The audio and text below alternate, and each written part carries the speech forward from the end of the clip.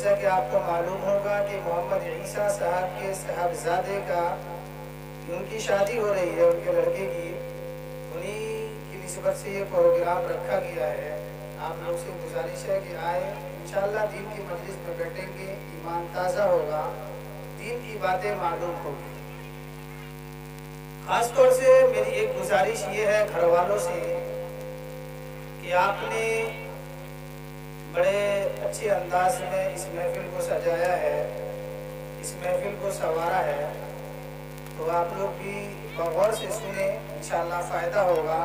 और जो हमारे घर की ख़वातीन हैं, जो औरतें हैं, ख़ास तौर से वो सुने, क्योंकि वो अक्सर इधर उधर की तैयारी में मेहमान कौन आ रहा है कौन जा रहा है उसमें लग जाते हैं, पता ही नहीं चलता कब मिलाद हुआ, कौन आए कौन गए उसको पता भी नहीं चला।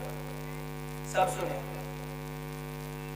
जैसा कि आप सभी को मालूम है कि ये महीना मुहर्रमुल हराम का है और अच्छे से मुसलमान को मालूम होगा। गर्चे इस्लामी महीने का कोई महीना मुसलमान को याद रहे ना रहे, लेकिन मुहर्रम का महीना मुसलमान को याद रहता है इस बिना पर कि वो इस महीने के अंदर ढोल बजाते हैं, इस महीने के अंदर खुराफात करते हैं, इसलिए ये महीना उनको याद रहता है। खैर खैर मैं उस टॉपिक पर नहीं जाऊंगा क्योंकि ये शादी की मजलिस है, मैं इसी टॉपिक पर बात करूंगा। कुछ रस्में, कुछ बातें हमारे समाज के अंदर मनगढ़ंत बातें आती जाती रहती है, लोग उसको अपना अकीदा समझ लेते हैं। मैं उस पर कुछ रोशनी डालने की कोशिश करूंगा और मेरी ये सोच है और मेरी ख्वाहिश है, ये मेरी तमन्ना है कि हमारे समाज के अंदर से जो नए नए रस्मों रिवाज बिदात और खुराफात जन्म ले रही है, उसे हम और आप कोशिश करें कि उसे दबाने की कोशिश करें। खैर ये मुहर्रम के महीने में ये शादी रखकर बहुत अच्छा काम किया, मैं मुबारकबाद देता हूँ दूल्हे बाबू को और खास तौर से ईसा साहब को, इसलिए कि मुसलमानों के अंदर एक अजीब सी बदगुमानी पैदा हो गई है कि मुहर्रम के महीने में शादी नहीं करनी चाहिए। ये गलत है। जिस तरीके से साल के 11 महीने में आप शादी करते हैं, मुहर्रम में भी वैसे शादी करना जायज है। अगर कहता है कोई नाजायज है, ये गम का महीना है, ये नहुसत का महीना है, तो उनके दिमाग के अंदर नहुसत है, उसके अंदर जाहिलियत है, वो ज़माना जाहिलियत में जी रहा है। इसलिए जिस तरीके से 11 महीने में शादी करना जायज है, उस तरीके से मुहर्रम के महीने में शादी करना जायज है। ये हम सब ज़हन में बैठा ले। ये एक अमल करके बहुत अच्छा अमल किया कि इसने मुहर्रम के महीने में रखा। अभी आपने देखा होगा मुहर्रम से पहले वाला महीना, ईद के बाद ईद वाला महीना आता है शव्वाल का, ज़िलक़अदा, ज़िलहिज्जा, 3 महीना आता है। धड़ल्ले से शादी हुई हर गांव में, यहाँ तक कि आप किसी गाड़ी वाले को बोलते हैं कि भाई 10 तारीख को हमारे यहाँ शादी, बोलता है हाउसफुल है भाई, बुक है, नहीं के जा सकते। एक गाड़ी वाला एक दिन में 2-2, 3-3 शादी कर रहा है, एकदम रेल की शादियां हो रही है, धड़ल्ले से एक दिन में 2-2, 4-4 शादी हो रही है। लेकिन जब मुहर्रम का महीना शुरू होता है, ऐसा लगता है कि उसको सांप डांस लिया, भाई शादी नहीं होगी, क्या है, एक गम का महीना है। जैसा लग रहा है कि उसके घर में किसी को शहीद कर दिया। भाई गम का महीना, कहाँ गम मनाना है, क्या करना है, वो चीज तो नहीं मालूम। नबी 10वीं के रोज आप रोजा रखिए, वो चीज नहीं करेंगे, जाके कल वहां पर हम ढोल बजाएंगे। लेकिन यहाँ गम का महीना याद आता है। बैर क्या, जब इंसान के घर में शादी होती है, चाहे लड़का हो या लड़की हो या वालिदैन हो, उसको मालूम चलता है या वो तय करता है कि हमारे बच्चे की शादी होगी, तो एक दिल में इंसानी फितरत है, खुशी का माहौल होता है, इंसान के अंदर खुशी होती है, घर परिवार खुश होते हैं, सब तरफ दावतें जाती हैं, सब लोग खुश होते हैं और शादी के बंधन में बांधने वाले के लिए लग जाते हैं, हर तरह से कोशिशें करते हैं। लेकिन कोशिशों करने के साथ साथ वो असल हकीकत को भूल जाते हैं। हम एक बात ये कहते हैं हमेशा कि मिसाल के तौर पर यहाँ पर एक बच्चा है साजिद नाम का। अब साजिद है तो उसका जो बाप है सादिक, तो सादिक को ही बाप बोलेगा, ऐसा तो नहीं है कि दूसरे साहब को भी बाप बोल दे, नहीं, जो असल बाप है उसको ही बाप बोलेगा, गैर को क्यों बोलेगा भाई। उसी तरीके से शादी का जो मकसद है, हम उस मकसद को लेके चले, हम गैरों के तरीके को की इख्तियार करें। आप कुरान शरीफ खोल कर देखेंगे, एक पारा से लेकर शुरू करेंगे कुरान शरीफ शुरू करे, अल्हम्दुलिल्लाह अलिफ लाम मीम ज़ालिकल किताब शुरू करते हुए चले गए 30वें पारे तक, मिले जिन्नती वन्नास। कहीं भी आपको नहीं मिलेगा कि जात बारात लेकर जाओ, कहीं आपको ये नहीं मिलेगा कि आपको बुलेट गाड़ी देनी पड़ेगी, कहीं आपको ये नहीं मिलेगा कि इस तरीके से खाना पानी नहीं, बल्कि अल्लाह तबारक व तआला ने कुरान शरीफ में क्या फरमाया है, अल्लाह के नबी ने क्या बताया, उसे हम नहीं समझ रहे। जो हकीकत है उस हकीकत को छोड़कर जिंदगी गुजार रहे हैं। बल्कि मुसलमानों ये सोचना चाहिए, जो हमारी जिंदगी की जो किताब है, जो हमारा तरीका है, जिस किताब को लेकर हम जिंदगी गुजारेंगे, उसका नाम कुरान पाक है, जिसके बारे में रब्बे कायनात ने अल्लाह तबारक व तआला ने इरशाद फरमाया, ज़ालिकल किताबु ला रैब फीह, कुरान वो किताब है जिसमें शक करने की कोई गुंजाइश नहीं है मुसलमानों के लिए। मुसलमानों को जिंदगी गुजारने के लिए किताब काफी है, मुसलमानों को जिंदगी गुजारने के लिए, उनको जिंदगी समझने के लिए और अल्लाह तबारक व तआला ने मुहम्मदुर रसूलुल्लाह सल्लल्लाहु अलैहि वसल्लम पर एक किताब नाज़िल कर फरमाया और फरमाया इन्ना नहनु नज़्ज़लना ज़िक्रा व इन्ना लहू लहाफ़िज़ून, कि इस कुरान को हमने उतारा है और इसकी हिफाजत करने वाले हम हैं और इसको मानने वाले तुम रहोगे। मुसलमानों सोचो, समझो, कुरान को पढ़ो, उसके माने को समझो, कुरान क्या कहता है, कुरान के मुताबिक जिंदगी गुजारने की कोशिश करो। कुरान के अंदर आप जब पढ़ेंगे तो आपको शादी ब्याह के अंदर आपको मालूम होगा, जब कुरान के अंदर ये आयत आती है या अय्युहन्नासु इत्तक़ू रब्बकुमुल्लज़ी ख़लक़कुम मिन नफ़्सिन वाहिदा, कि जब निकाह की मजलिसें लगती है, काजी साहब आते हैं, खुतबा निकाह पढ़ाते हैं, उसी के नीचे एक आयत आती है वआतुन निसा सदुक़ातिहिन्ना निहला, वआतुन निसा सदुक़ातिहिन्ना निहला फ़इन तिबना लकुम अन शैइन मिन्हु नफ़्सन फ़कुलूहु हनीअन मरिआ। ये पारा नंबर 4 के अंदर अल्लाह तबारक व तआला ने इस आयत को नाज़िल फरमाया। इस आयत का मतलब क्या है? इस आयत का मतलब ये है कि जब अपनी बीवी के पास आओ तो उसका मेहर अदा करो, मेहर अपनी खुशदिली से अदा करो, जोर जबरदस्ती नहीं है। ये हमने कर लिया है कि अगर नकदी हम 1 लाख रुपया लेंगे तो 50,000 मेहर देना पड़ेगा। ये सरासर जुर्म है, ये समाज के लिए अफसोसनाक बात है। कुरान ये नहीं कहता है, कुरान ये कहता है वआतुन निसा सदुक़ातिहिन्ना निहला फ़इन तिबना लकुम, कि जब तुम अपनी बीवी के पास आओ तो तुम उनका मेहर अदा करो। क्या मतलब है? इस आयत को देखेंगे और इसकी तफसीर पढ़ेंगे और हदीस की रोशनी में जाएंगे तो आपको पता चलेगा कि अल्लाह ने आपको जितनी ताकत दी है, अल्लाह ने आपको जितनी वुसात दी है, उस हैसियत से आप मेहर रखिए। मिसाल के तौर पर हमारी हैसियत 1500 रुपया देने की, हम 1500 देंगे। अपनी नाक ऊंची करने के लिए नहीं कि 40,000 मानेंगे, महफिल के अंदर हमारे बेटे का नाम लिया जाएगा कि फलाने साहब के बेटे का मेहर बांधा गया है 50,000 रुपये। आप लोग खुश, अरे भाई 50,000 रुपया मेहर बांधा गया और 5 रुपया अदा नहीं करता है। बाप भी गुनहगार होगा, बेटा भी गुनहगार होगा। क्यों? इसलिए कि मेहर का देना वाजिब है, ये कुरान का ऐलान है। अगर हम नहीं देते तो इस आयत को हम मिटाने की कोशिश कर रहे हैं, इस आयत के खिलाफ जिंदगी गुजारने की कोशिश कर रहे हैं। ये अजीब सा रिवाज बना है हमारे समाज के अंदर कि भाई अगर 1500 रखेंगे, 2000 रखेंगे, लोग क्या कहेंगे, ना गरीब बच्चा है, लग रहा है इसके घर में बहुत गरीब लोग हैं, मेहर अदा करने की हैसियत नहीं। नहीं मुसलमानों, यही हकीकत है कि लड़का जो दुल्हा बन रहा है उसके अंदर जितनी वुसअत है, जितनी हैसियत है, उसकी हैसियत के हिसाब से रखिए मेहर, क्योंकि मेहर का अदा करना वाजिब है। अगर मेहर अदा नहीं किया तो कल क़यामत के दिन का हिसाब किताब होगा, कल क़यामत के दिन उसके दामन को पकड़ा जाएगा, उसके गिरेबान को पकड़ा जाएगा। ये मेहर माफ होने वाला नहीं है।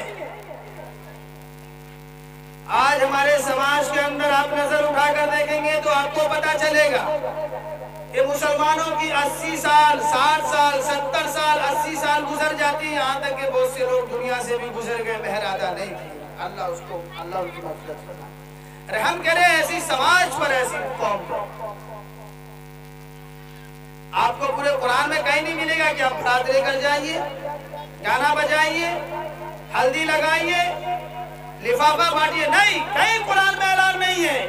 लेकिन वो सब हम कर रहे हैं, वो सब बिदअत को हम अपने घर के अंदर कर लिया है। लेकिन जो कुरान कह रहा मेहर अदा करो, उससे हम पीछे हट गए। कुरान में मेहर का अदा करना वाजिब होता है इस आयत की रोशनी से। यहाँ तक कि आता है हदीस के अंदर कि मेहर माफ नहीं होगा। एक हमारे समाज के अंदर नई स्कीम चली, जो मन गढ़त चोचलाबाजी है। क्या बेचारी जो बहू आती है हमारे घर को, तो बेचारी नई नवेली रहती है, डरी सी रहती है। अब उसको जब बोलते हैं मेहर माफ करा दीजिए, अब बेचारी वो डरी है। कहावत है कि कुत्ता भी अपने खूंटे पे शेर होता है। वो कहावत है ना भाई कि कुत्ता भी अपने खूंटे पे शेर होता है, शायद यही कहावत है ना। तो अब उस बच्ची को अपने घर पे लेके आ रहे हैं, फिर कह रहे हैं कि भाई मेहर माफ करा दीजिए। ये मेहर माफ नहीं होने वाला है। किसी भी आलिम से पूछ लीजिए, किसी भी मुफ्ती से पूछ लीजिए। हाँ, कुरान आगे कहता है फ़इन्तिबना लकुम अन शैइन मिन्हु नफ्सन फकुलूहु हनीअम मरिया, कि अगर वो बच्ची, अगर वो दुल्हन अपनी खुश रजाई से, उसको बोलने की जरूरत नहीं, वो अपनी तरफ से ये कह दे कि नहीं ये पैसा रख लीजिए, आपका पैसा हमारा पैसा एक ही, रख लीजिए आप, हनीअम मरिया, तो आप खुश रजाई से खाइए पीजिए। लेकिन जोर जबरदस्ती करना ये इस्लाम में जायज नहीं है, और ये मेहर माफ होने वाला नहीं है हमारे ऊपर से। अच्छे एक चीज और मैंने समाज के अंदर देखा कि जो बेचारा बूढ़ा माफ, क्या कहते हैं, बुढ़िया बेचारी बिस्तर पकड़ लेती है, जब लगती है कि वो अल्लाह को प्यारे होने वाली है, या बूढ़ा बेचारा बिस्तर पकड़ ले, अल्लाह को प्यारे होने वाले रहते हैं, तो बुढ़िया को लेकर आते छोटा दबा के, माफ कर दीजिए इसका मेहर, मेहर माफ करा लीजिए, मेहर माफ करा लीजिए। मैंने कई जगह ऐसा सुना। ये कौन सी नई बात तदबीर आप सोच रहे हैं? ये मंतिक, ये बुकरात सुकरात वाला दिमाग निकालो अपने दिमाग से। ये फुतूर वाला दिमाग है आपके अंदर। आप किसी को छोटा पकड़ के लेके आ गए, बुढ़िया है, बुढ़िया को भाई माफ करा दीजिए, माफ करा लीजिए, माफ कर दीजिए, आप जाने वाले हैं दुनिया से, क्या मतलब, जा रहे तो जा रहे। जब भाई तुम जीते जिंदगी मुझे अदा नहीं किए, जीते जिंदगी आप मुझे खुश नहीं करके जा रहे हो, तो हम कैसे तुझे माफ करते? और उस टाइम का माफी भी माफ नहीं होने वाला। जब इंसान अपनी अच्छी सेहत से रहे, अच्छी अकल में रहे, फहम फिरासत में रहे, जब उसने माफ नहीं किया तो ये जोर जबरदस्ती कहां से आ गया भाई? इस्लाम में इसकी इजाजत नहीं है। इसलिए अपनी मोछें ऊंची करने के लिए, अपनी नाकें ऊंची करने के लिए अपनी औलाद को नर्क में मत डालिए, अपनी औलाद को गड्ढे में मत गिराइए। आप कुरान को पढ़िए, हदीस को पढ़िए, हमारा तरीका क्या है, हमारा दीन क्या है, हमारी शरीयत क्या है, हमारा मजहब क्या है, हमारा इस्लाम क्या है, वो क्या कहता है, उस तरीके से जिंदगी गुजारने का नाम मुसलमान है। जो तरीका कह रहा है उस तरीके पर आप रहिए। अगर आप 2000 देने की औकात, आप 2000 मेहर बांधिए। जरूरत नहीं है कि आपको 80,000 90,000 बांधने की। कई साहब आते, मौलाना को ऐसी तदबीर बता दीजिए कि जिससे मेहर माफ हो जाए। भाई कोई तदबीर नहीं है, मेहर जो रख दिया रख दिया। जो आप मूछी कर लिए तो कर लिया, जाइए मूछ कटवा के उसको बेच के आप मेहर अदा कीजिए, लेकिन अदा करना पड़ेगा। आप जहां भी रहें, जिस तरीके से रहें, आप अपने धर्म को, अपने मजहब को, अपने इस्लाम को फॉलो करने वाले हो। भाई जब अल्लाह तबारक व तआला ने हमारा नाम मुसलमान रखा है, तो हम मुसलमान बनकर जिंदगी गुजारे। मुसलमान का मतलब क्या है?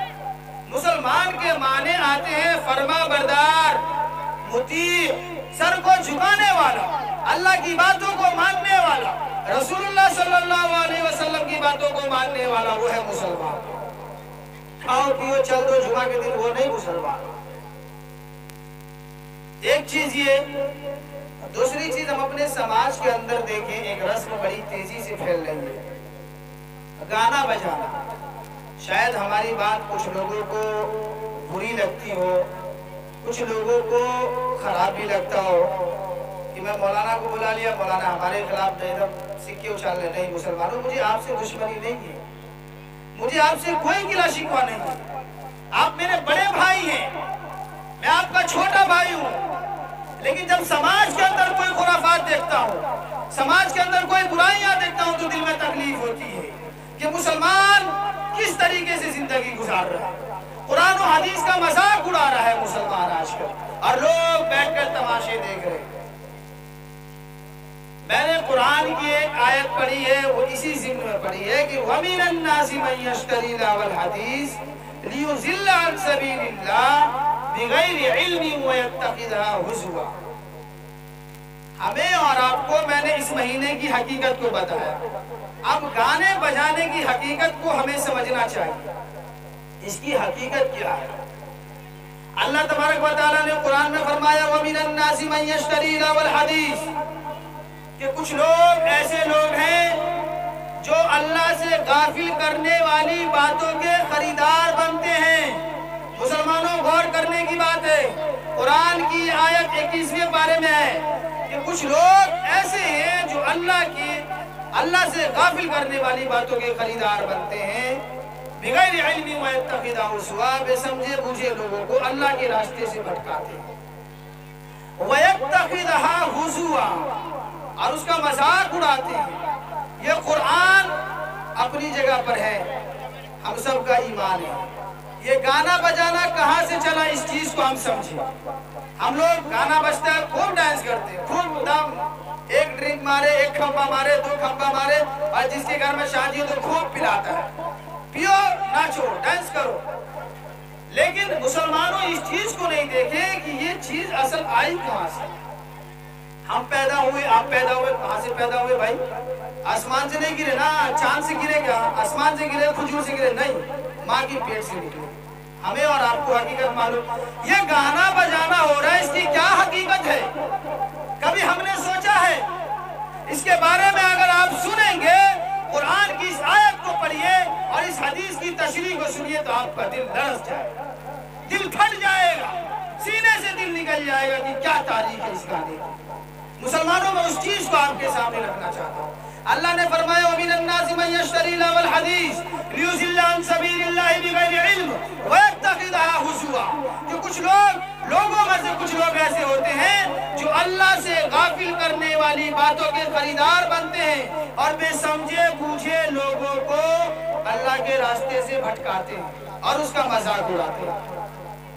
इस आयत की शान नुज़ूल को देखिए, इस आयत की तशरीह को देखिए, हदीस देखिए, तो आपको पता चलेगा कि मक्का मुकर्रमा में नजर बिन हारिस नाम का एक आदमी था जो काफिर था। गौर से सुनिएगा, मक्का मुकर्रमा में एक साहिब थे नजर बिन हारिस, वो काफिर था, यानी गैर मुस्लिम था। ज़माने जाहिलियत में अल्लाह के नबी और कुछ सहाबा कुरान शरीफ पढ़ते थे। देखिए मुसलमानों, उस वक्त भी कुरान के अंदर ये तासीर थी कि जो लोग मुसलमान नहीं हुए थे, जो इस्लाम में दाखिल नहीं हुए थे, वो छुप छुप कर दीवार के पीछे से छुप छुप कर कुरान को सुनते थे, और कुरान को जब सुनते थे तो इस्लाम कबूल कर लेते थे। जब इस्लाम कबूल करने लगे धीरे धीरे लोग, तो कुफारे मक्का को पेट में दर्द होने लगा। उनको ये चीज बर्दाश्त नहीं हुई कि अरे यार, लोग धीरे धीरे मुसलमान होते जा रहे हैं, ये कुरान में क्या ऐसी चीज है, क्या ऐसी चीज है कि लोग कुरान सुन के इस्लाम कबूल कर रहे हैं? इसके मुकाबले में कोई चीज लाई जाए। लोगों ने मशवरा किया, विचारने लगे क्या किया जाए, क्या किया जाए, सोचने लगे। नजर बिन हारिस एक ताजिर था, जो बिजनेसमैन, जिसको आज की लैंग्वेज में कह लीजिए बिजनेसमैन, वो उस जमाने का बिजनेसमैन था, ताजिर था। वो यहाँ वहाँ इराक, शाम सफर, और जो भी मतलब उस टाइम की जो कंट्री जो सब जो है वहाँ जाते थे, वो सफर करते थे। वहां से वो एक नाचने वाली गाने वाली लड़की को लेकर आया, एक नाचने वाली गाने वाली लड़की को लाया और लाकर मक्का के अंदर ऐलान किया कि सुनो लोगों, मोहम्मद रसूलुल्लाह सल्लल्लाहु अलैहि वसल्लम जो कुरान पढ़कर आपको सुनाते हुए झूठा है, वो किस्सा कहानी है। मैं आपको एक दिलचस्प बात सुनाता हूँ, आज से सुनिए। वहां से वो उस हदीस शरीफ के अंदर आता है और इस आयत की शान नुज़ूल में बताया गया कि उस लड़की को लाया, नाचने वाली गाने वाली को, और वो लड़की नाचती थी, गाती थी, और समाज के जो लोग रहते थे वो लोग देखकर तमाशा देखते थे, इंजॉय करते थे, मजा लेते थे। मुसलमानों, गौर करने का मकाम है, इधर वो लड़की नाच रही है, गा रही है, किसके मुकाबले में? इसलिए कि लोग कुरान को ना सुने, कुरान को छोड़कर इस गाने को सुने, इसके नाच को सुने, इसके गाने को सुने। मुसलमानों, याद रखो, वो कुफार था, वो गैर मुस्लिम था, उसका अपने जगह पर जो भी किया वो ठीक था या नहीं, वो अपनी जगह पर। लेकिन एक मुसलमान होकर हम उसके शाने बशाने चले, हम उसके जैसा रवैया करें और उस जैसे हम भी डीजे लाए, बक्सा लाए, गाना बजाए और मुसलमानों को ये पैगाम दे कि मुसलमानों आओ, गाना सुनो, कुरान नहीं सुनो। ये हम साबित कर रहे हैं, ये है गाने बजाने की हकीकत। अल्लाह के नबी सल्लल्लाहु अलैहि वसल्लम ने फरमाया कि गाना बजाने से ईमान कमजोर होता है, गाना बजाने से दिल के अंदर निफाक पैदा होता है, गाना बजाने से समाज के अंदर बेहयाई आती है, बेशर्मी आती है, बदअखलाकी आती है।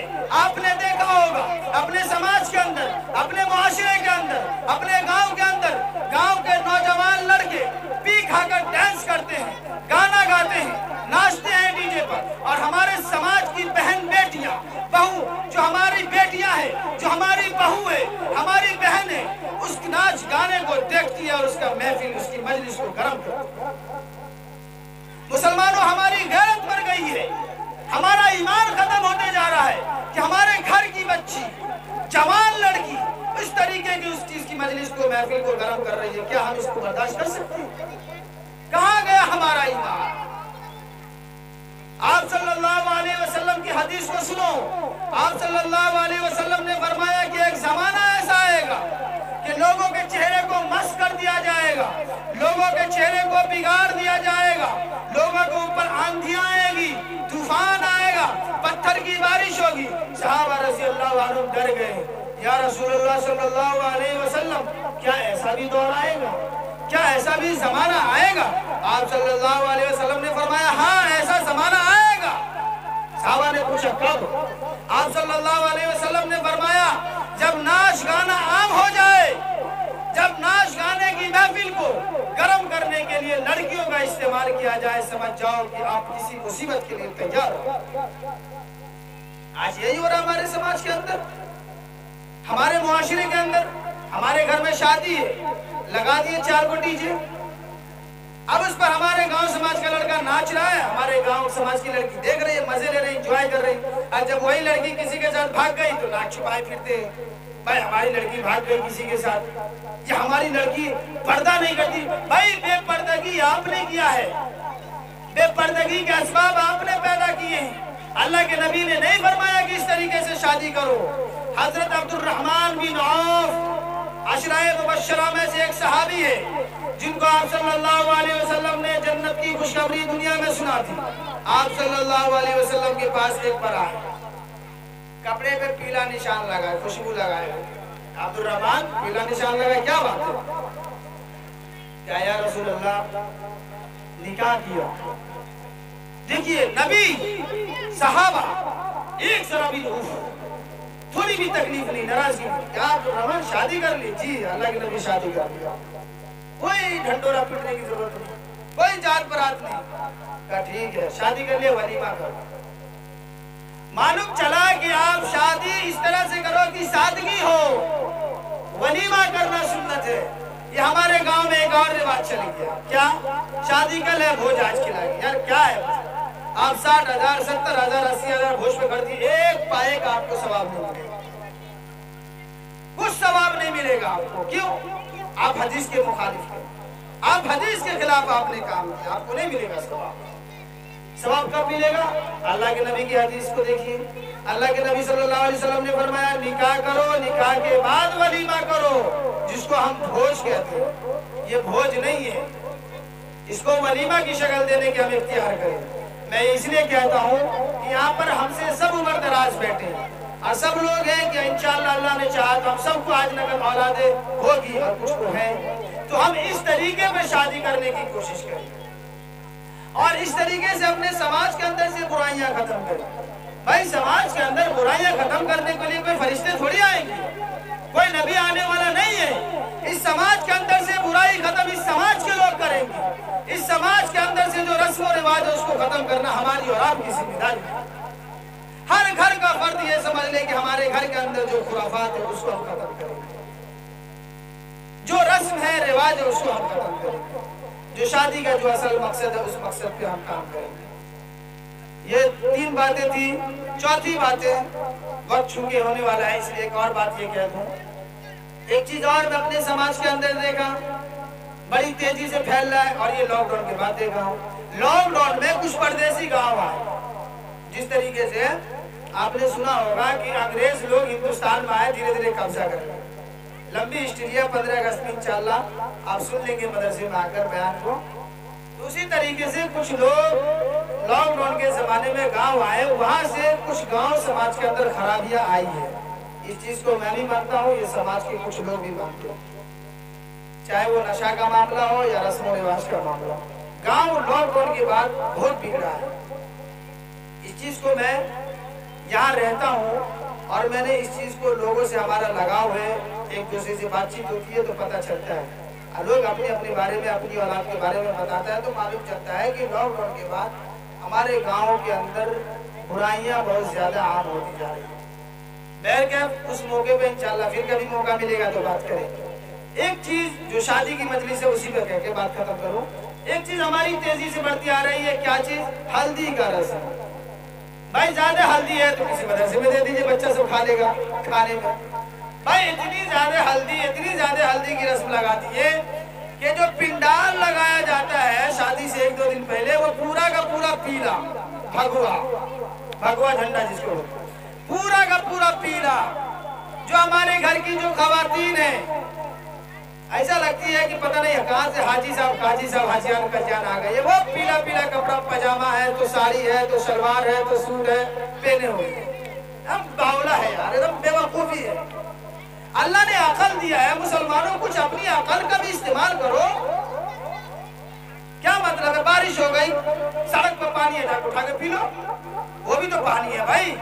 आप जो नल के अंदर ट्यूबवेल के अंदर पानी आता है उसको पीते हैं, क्यों? इसलिए कि वो साफ है। सड़क पर जो पानी अभी बारिश का उसको भी जाके पी लीजिए, पानी है, नहीं पिएंगे क्यों? अकल आपका क्या गंदा है? तो जब आप इस चीज को क्यों नहीं समझते हैं कि ये पीला वाला कपड़ा हमने बाप दादा को तो नहीं देखा, हमने सहाबा को नहीं देखा, ताबीईन को नहीं देखा, तबे ताबीईन को नहीं देखा, बुजुर्गाने दीन को नहीं देखा, उलमाए किराम को नहीं देखा, मुफ्तियाने किराम को नहीं देखा। जब मैंने किसी को नहीं देखा इस चीज को करते हुए तो ये नया नया कहां से ये फार्मूला जारी हो गया भाई? ये 5G के जमाने में अजीब अजीब फार्मूला किसने इजाद कर दिया? ये हल्दी की रस्में हैं, ये मेहंदी की रस्में हैं। घर वाले भी परेशान होते हैं यार, जो रिश्तेदार आते हैं वही बेचारा दक्षिणा दे दे परेशान किए। क्या क्या नई नई रस्में कमाने का आइडिया आ गया। और इसमें सबसे बड़ा रोल हमारे घर की औरतों का होता है। हमारी घर की औरतें ये करती है मन की बात। ये बूढ़ी बुढ़िया लोग रहती है, कुछ नौजवान औरतें जो आई हैं बहू बहन बनकर 3-4 साल से, वो कहेंगे फलाने की शादी फलानी जगह पे हुआ था, ऐसा स्टेज लगाया था पूरा पीला, उस पे हैप्पी हेल्थी ऐसी रहते हैं। हाँ, हैप्पी हेल्थी। उसके बाद जितने भी घर के मर्द हो औरत हो सबको पीला कपड़ा पहना दीजिए। ये गैरों का तरीका। मुसलमानों अफसोस की बात है, मैं जब छोटा था मुझे आज भी याद है, मैं भी इस समाज का हिस्सा हूँ, इसलिए जो होता है मैं खुल के आपके सामने बोल देता हूँ। खुदा के वास्ते अगर आपको मेरी बात बुरी लगे तो मुझे माफ कीजिएगा। मैं आपका भाई हूँ, आपका छोटा भाई हूँ।